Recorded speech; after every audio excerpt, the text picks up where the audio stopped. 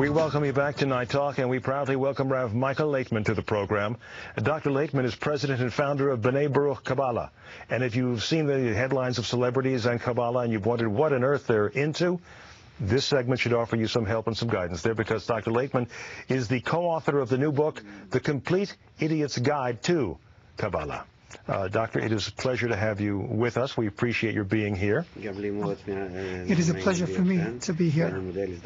I thank you for this opportunity. Our pleasure, and I should inform the viewers at home that we will be working with a simultaneous translation here. So if there's a bit of a lag, hopefully you'll bear with us, but you'll have a greater understanding of what it is we're talking about here, which is a fascinating, interesting, and ancient subject. Dr. Laitman, what precisely is Kabbalah? Kabbalah is a science. It is appearing specifically today to bring us happiness, safety, and security and harmony in life. How far back does it go? They call it ancient. What do they mean when they say ancient? It goes back to ancient Babylon, where our civilization began. It's actually the first science that humanity discovered. Does it coincide with the history of Judaism? Does it predate Judaism? It predates it.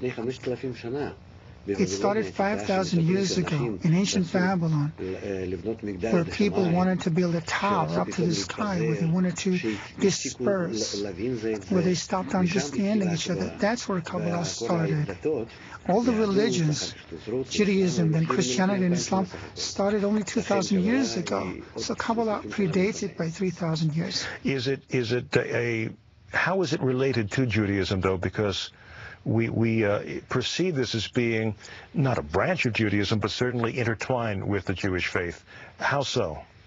Well, it turned out that the same individual who discovered the Kabbalah in ancient Babylon, who was like all other Babylonians, his name was Abraham. Well, the Abraham from the Bible. And he discovered this wisdom. Why? Because, well, he was one of their priests. He was serving the Babylonians, building idols, selling it to them, and he taught them how to pray to the idols, and he suddenly discovered that human egoism, the egoism of his nation, was growing up, heightening, and they started hating each other. And that tiny nation of ancient Babylon, people started quarreling with each other. They became more egoistic. They couldn't get along. They wanted to disperse over the earth.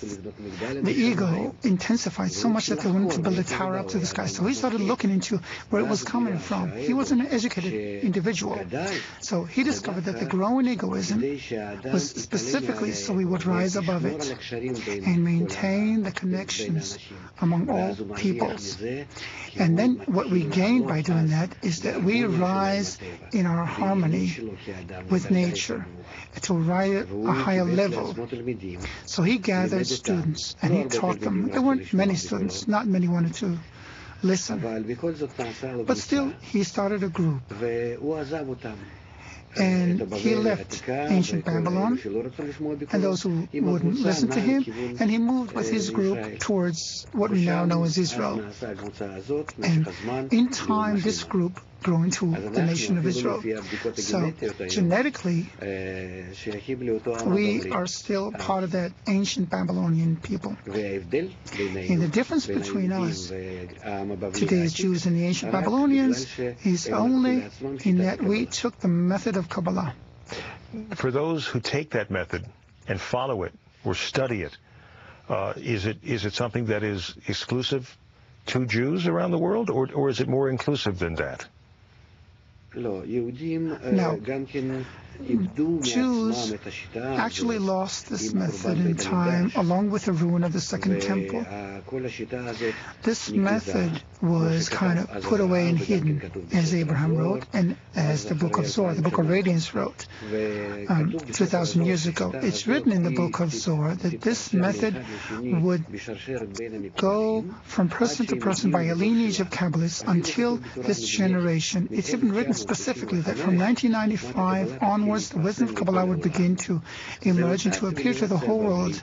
We is the same Babylonian civilization which would now need the wisdom of Kabbalah, which it then rejected, because now we would be in such a crisis that we would want the wisdom of Kabbalah. Kabbalah would be in demand because humanity would not know how to resolve the crisis.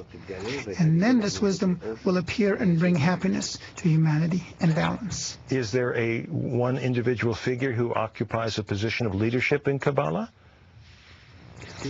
No, there are many people who engage in it. It goes through the lineage of Kabbalists from Abraham until today.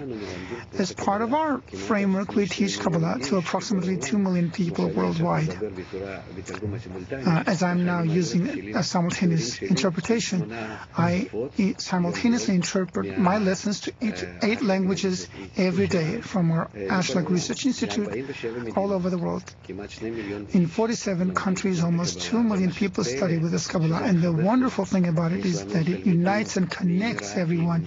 We have students from the United Arab Emirates, even from Iran, from Turkey. We have a large group in Turkey, Germany, Russia, the United States, large groups in South America.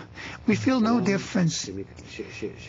Once you begin to study it, you see that we're going back to that tiny humanity that was in those days. You mentioned before, I almost deduced that there's an element of prophecy within all this. Is that a correct assumption?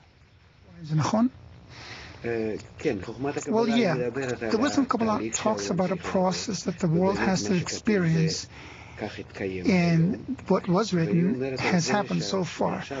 It says that from now on, from the present crisis of humanity in ecology, in education, in family, the decline of the family unit, the depression, the drug abuse, the financial crisis that we are facing, and there are many more crises ahead of us.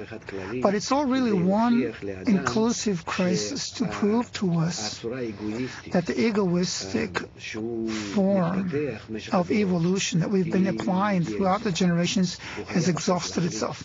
Now we have to decide that relationship among people and our attitude towards the world and towards nature has to be entirely different.